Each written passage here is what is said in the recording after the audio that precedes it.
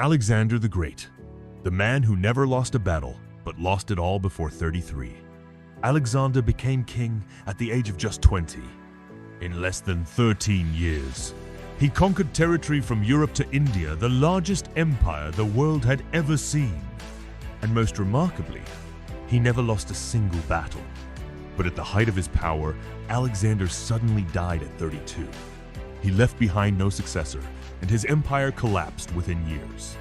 A brilliant conqueror, but perhaps too fast, too soon. Alexander was more than a warrior. He was educated by Aristotle, one of the greatest philosophers in history. He learned philosophy, ethics, science, and the idea that a king must also be wise. His father, King Philip II, was a master of military strategy. But Alexander would go even further, faster, more daring, more brilliant. At 20, he led his army to war and never looked back. Alexander didn't win by numbers. He won by speed, precision, and surprise.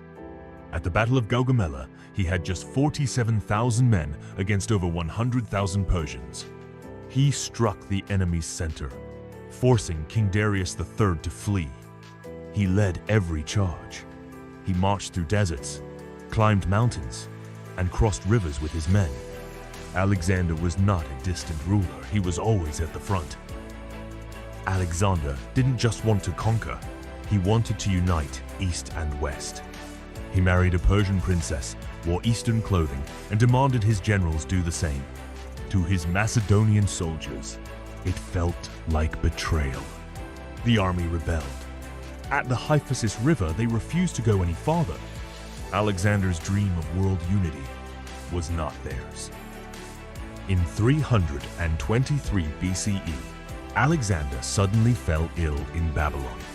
Fever, pain, paralysis, and death. Some say poison, others say malaria. He left no clear heir. His generals, the Diadochi, divided the empire, and civil war followed. The greatest empire of the ancient world vanished in pieces. Alexander's story is a legend of ambition, brilliance, and courage. But it's also a warning. Victory on the battlefield means little if you forget what comes after.